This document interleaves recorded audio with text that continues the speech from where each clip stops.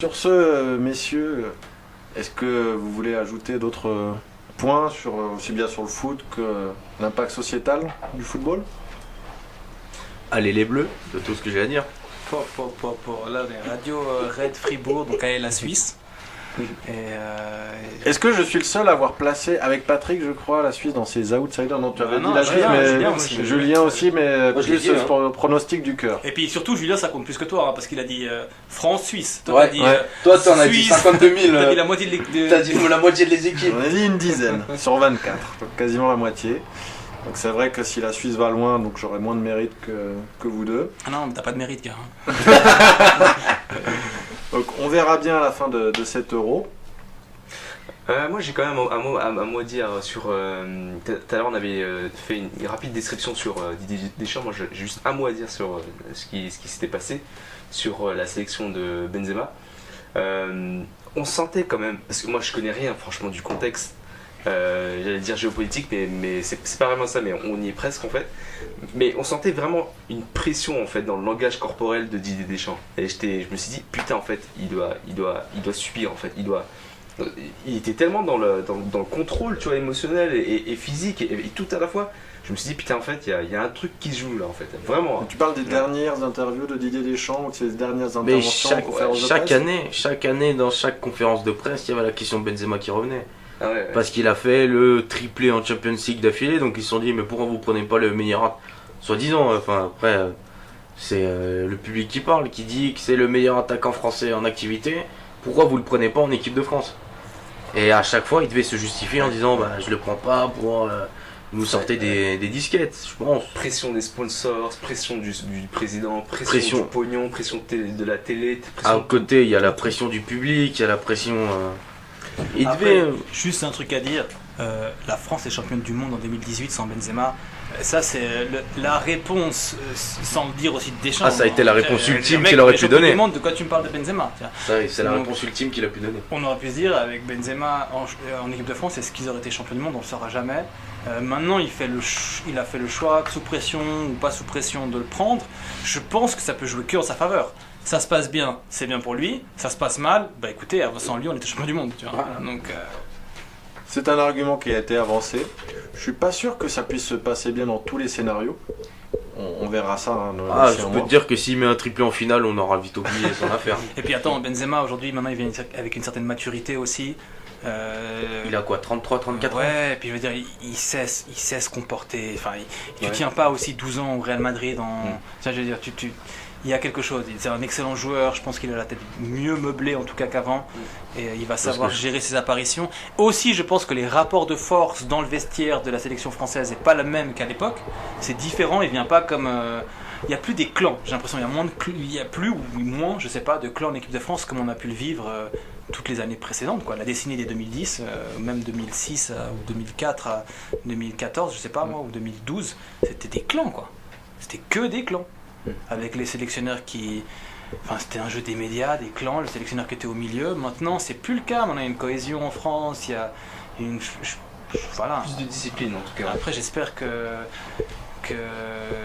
s'il y a un Suisse-France, tu vois, c'est la Suisse, et puis que voilà, la France, je souhaite le meilleur, mais j'espère, en tant que Suisse chauvin, tu vois, j'aimerais pas que la France elle gagne, quoi. Ça, faut le dire. Ouais, je veux bien un petit Suisse-France en finale, comme ça je suis sûr de gagner. Ça, faut le dire, tu vois. Ouais, non, tu vois. À part ça, je sais pas si c'est pareil dans toute la Suisse, hein, mais à Genève, la France, on peut pas la blairer. Hein. T'inquiète pas, j'ai vécu à Genève, je sais déjà qu'on peut pas blairer les Français à Genève. On peut pas blairer la France. Mon petit doigt me dit que ça ne se limite pas qu'à Genève, ce sentiment anti-français.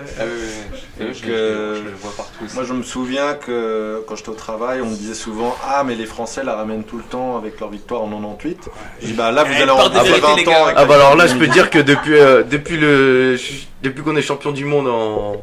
Tu vois, je dis on, alors que moi j'étais pas sur le terrain. On a gagné, ils ont perdu. Voilà. C'est la règle grammaticale de toute façon.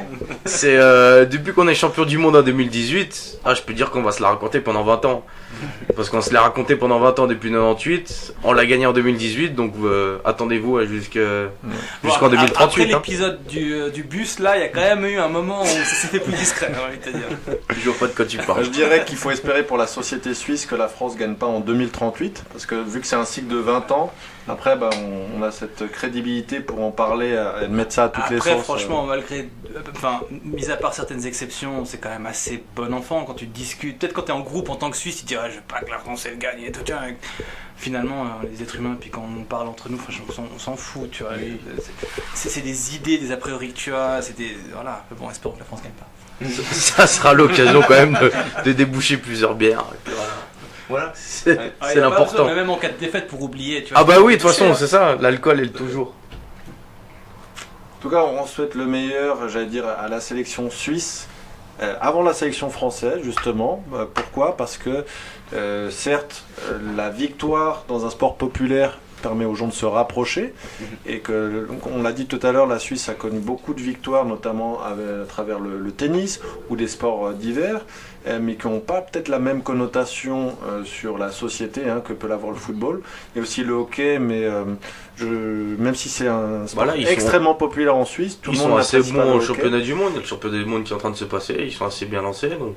Est-ce que par exemple, quand on parle de côté populaire, est-ce que dans les quartiers, que ce soit en Suisse alémanique ou en Romandie, on va parler donc autant de hockey sur glace, sachant que c'est pas un sport qui peut se pratiquer comme ça dans la rue, comme peut être le street à soccer. Fribourg, on parle de hockey avant de parler de football, hein. Parce qu'il n'y a pas d'équipe de Il n'y a pas d'équipe de foot. Donc il me semble que la Suisse a eu la médaille d'argent donc aux derniers Jeux Olympiques en hockey sur glace. Est-ce que ça a eu une répercussion ? C'est les derniers championnats du monde. Championnat du monde, pardon. Donc c'était pas aux Jeux Olympiques. Mais par exemple, l'exemple de Genève, parce que je peux parler vraiment que de ça, donc je tourne en rond sur Genève, excusez-nous les auditeurs, mais à ça Genève. fait partie de la France, Genève. C'est bâtard. Les phrases polémiques dans ton Le club de hockey, le GSHC, donc le Genève Servette Hockey Club, la limite plus. Enfin, le stade est plein, quoi, il y a une ferveur énorme. Pour le foot, il y a de plus en plus. Enfin, troisième équipe la plus titrée, 17 titres de champion de Suisse, tu vois, et il n'y a pas cet engouement, il n'y a pas autant, donc ça va créer, ça va venir, ça vient, on se sent tous un peu appartenir, mais vu qu'il y a eu des périodes de faillite, de reprise, de refaillite, de machin. Dernier titre suisse, c'est 99, dernière coupe suisse, c'est 2001, avec Lucien Favre en entraîneur, et puis depuis, c'est un petit peu la descente aux enfers, on remonte, on descend, on remonte, donc tu vois un petit peu l'impact sur les supporters. Le hockey a clairement pris le dessus à Genève. Fribourg, c'est le hockey, puis les clubs dans lesquels il y a les villes dans lesquelles les clubs de hockey sont forts, je pense que c'est limite hockey avant foot. C'est un sport, voilà. Mais après, il y a peut-être aussi un clivage où je pense que les gens d'origine étrangère vont plus suivre le foot que le hockey, puis peut-être que des Suisses qui ont les parents ou les grands-parents qui étaient supporters du club seront peut-être plus attachés au club de hockey. Voilà. Est-ce que les joueurs de hockey sur glace représentent la Suisse autant que les joueurs de foot tout le monde représente la Suisse dans sa diversité? Pour répondre à Patrick là, par rapport au Genève Servette Hockey Club, moi mon petit frère qui n'est pas du tout sportif, les seuls trucs de sport qu'il va voir, il va regarder un match de hockey avec mon père. Moi j'y suis allé 2 fois cette saison ou l'année dernière. C'est sûr que l'ambiance elle est folle, hein. Pendant 60 minutes, et le match avait beau été contre un autre adversaire, on arrivait quand même à brancher les Lausannois, hein. Parce que ça reste dans les mœurs. Genève-Lausanne, on s'aime pas, point. Quand on n'est plus dans des rivalités avec des pays frontaliers, on est dans des rivalités cantonales, toujours moyen. Voilà, à l'intérieur du pays même. Et pour le Genevois au foot, l'ennemi c'est Sion, comme l'ennemi au hockey ça peut être Fribourg, Gotteron, de la même manière que Paris et OM, quoi, j'ai envie de te dire. Après, Paris OM c'est principalement du marketing. Pour moi, le vrai derby, ça reste le Lyon-Saint-Etienne. Parce que la définition d'un derby, c'est qu'une proximité géographique. Le Lyon, pas forcément. Barça, on parle de derby pour Barça. On parle pas de derby, on parle de classico, c'est pas pareil. Le derby, c'est l'Espagnol Barcelone contre le FC Barcelone. Ouais, mais ils l'appellent pas derby non plus. Non, mais quand tu regardes le Lyon-Saint-Etienne, c'est des années de c'est presque de la haine entre certains supporters. Comment peut-on faire Celta Vigo Deportivo La Corogne, tu vois. Je me souviens de certaines banderoles brandies par des Lyonnais qui étaient écrits pendant que nos pères faisaient le siècle des Lumières, les vôtres mouraient dans les mines. à quel Ouais, point c'est- ils sont allés aussi loin dans des banderoles, alors que c'est juste un match de foot. Bon, ça, c'est les tifos aussi, c'est l'ingéniosité des supporters. Ah, par contre, je veux bien rencontrer celui qui se dit, après une réunion, la même réunion que nous, là, Ouais. bon les gars, on écrit quoi pour le match de dimanche? Et Moi, je veux assister à cette réunion pour voir à quel moment ils choisissent ça. c'était quoi l'histoire des consanguins à Lille? C'était Lille? Ouais, bah C'était Lille, avec Lens c'est parce que et c'est Paris, c'est des Ça, c'est un ch'tis. derby aussi. Ouais, bah Oui, Lille-Lens. Lille-Lens, c'est un derby. C'est En un effet, derby. mais il y a beaucoup justement de raccourcis, de stéréotypes qui sont véhiculés dans les stades, que ce soit de foot ou d'autres sports, mais qui sont finalement donc, le reflet de la société ou qui montrent que certains stades, quand ils étaient pleins avant l'apparition du virus, étaient donc comme un microcosme de la société, beaucoup plus que peuvent l'être donc, les hémicycles politiques. Mais bien sûr, si je prends juste l'exemple de l'Espagne, en fait, on n'a peut-être pas assez parlé de l'importance des médias dans le monde du sport et encore la plus forte raison dans le monde du football, qui est le sport, disons, le plus populaire, c'est qu'en Espagne, tu as deux médias qui s'appellent Marca et AS, qui sont, ces deux médias, ils représentent 50% de l'audimat, donc de médias, de tous les quotidiens espagnols. C'est-à-dire Sachant qu'il y en a un qui est pro Barcelone et l'autre qui est pro Madrid. non, les deux sont Madrid. Hein. C'est Sport qui est Barcelone. Ah oui, et, il y en a un. Non, les deux sont Madrid. Ouais, sont Madrid les deux.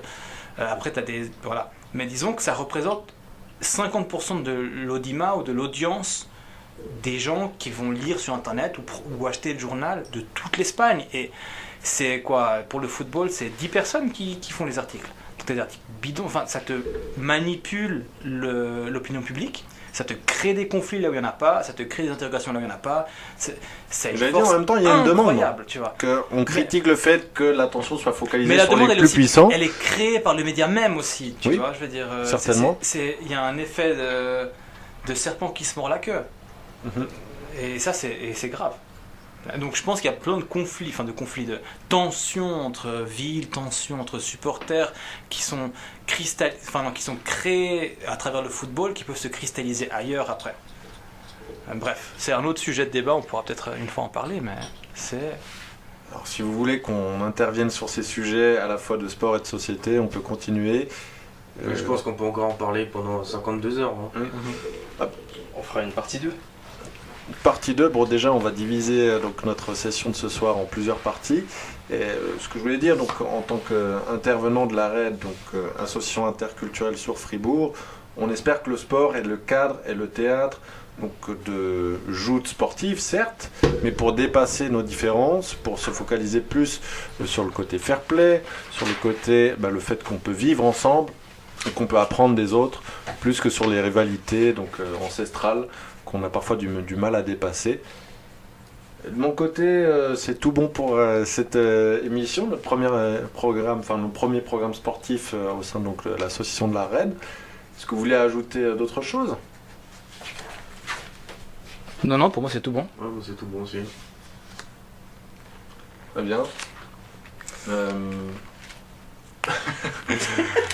Donc n'hésitez pas à intervenir dans les commentaires si vous voulez donc d'autres sujets, que ce soit sur l'euro, que ce soit sur la société, sur le sport, soit sur d'autres sports que le football. C'est un plaisir d'être avec vous. Peut-être juste te remercier Romain pour... c'était un bon moment, Oui. en tout cas pour ma part. Pour ma part aussi. Et puis juste Pareil. peut-être mentionner qu'Antoine est membre de Récupération. Pour ceux qui ne le savent pas, moi je suis prof à la RAID, je donne des cours de français. Et Julien aussi. Et puis Romain aussi en l'occurrence en fait. Oui. Donc les personnes qui nous écoutent certainement sont francophones ou ont un très bon niveau de français pour suivre cette conversation. Si vous avez autour de vous à Fribourg des personnes qui cherchent à apprendre le français ou l'allemand ou le suisse allemand, n'hésitez pas à leur parler de la RAID. C'est une association interculturelle avec des cours gratuits. Voilà, donc qui vise justement à ce qu'il y ait ces échanges qu'on n'a pas forcément l'occasion d'avoir spontanément. Donc c'est le cas donc, pour avoir donc chacun donne de son savoir, pas seulement les professeurs, les élèves entre guillemets nous donnent beaucoup. Ouais, c'est un On super, est très heureux de c'est un les super lieu avoir. d'échange où on peut créer plein d'initiatives. Donc si vous avez des initiatives d'échange, quelles qu'elles soient, vous êtes la bienvenue. Parfait. Merci Romain. Merci à vous. Merci à tous. Ciao ciao. Ciao.